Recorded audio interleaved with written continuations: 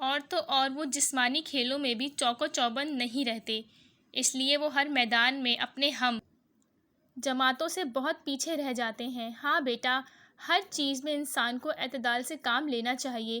جس وقت تمہیں کوئی ضروری معلومات چاہیے ہوں، ضرور اس کا استعمال کرو، مگر بلا وجہ استعمال کا نتیجہ تمہارے سامنے ہے۔ امی نے بھی گفتگو میں حصہ لیا۔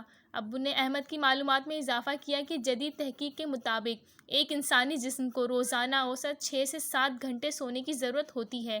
ابو نے یہ بھی بتایا کہ جس طرح کھانا پینا اور سانس لینا ہماری بقا کے لیے ضروری ہے، بالکل اسی طرح آرام اور سونا بھی انسانی جسم کے لیے ایک نہایت اہم جز ہے۔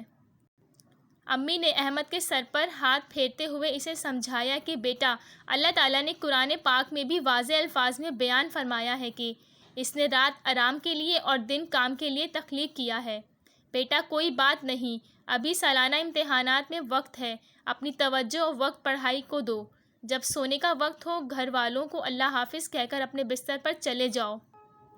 خواہ ٹی وی پر کتنا دلچسپ پروگرام کیوں نہ آ رہا ہو، جو لوگ کم سوتے ہیں وہ بیمار پڑ جاتے ہیں، جسمانی طور سے تھکاوٹ کا شکار بھی رہنے لگتے ہیں، ان کی طبیعت بھی سستی و کاہلی پیدا ہو جاتی ہے۔ اس وجہ سے چڑچڑاپن، بدمزاجی ان کے کردار کا ایک حصہ بن جاتی ہے، یوں لوگ ان سے دور دور رہنے لگتے ہیں۔ احمد نے اپنی امی اور ابو کا شکریہ ادا کیا اور ان سے وعدہ کیا کہ اب وہ وقت پر سوئے گا، وقت پر پڑھے گا اور فضول چیزوں میں اپنا قیمتی وقت ہرگز ضائع نہیں کرے گا، برباد نہیں کرے گا اور بہترین نتائج لانے کی بھی کوشش کرے گا۔ جی ہاں، اس میں صرف یہ بتایا گیا ہے کہ آپ لوگ جو فضول چیزوں میں پڑ جاتے ہیں، جیسے آئی پیڈ ہو گیا یا کھیلوں میں، اور اس ٹائم آپ کا پڑھائی کا وقت ہوتا ہے اور آپ پڑھتے نہیں ہیں، تو پھر آپ کے ٹیسٹوں میں، پیپرز میں نمبرز اچھے نہیں آتے ہیں۔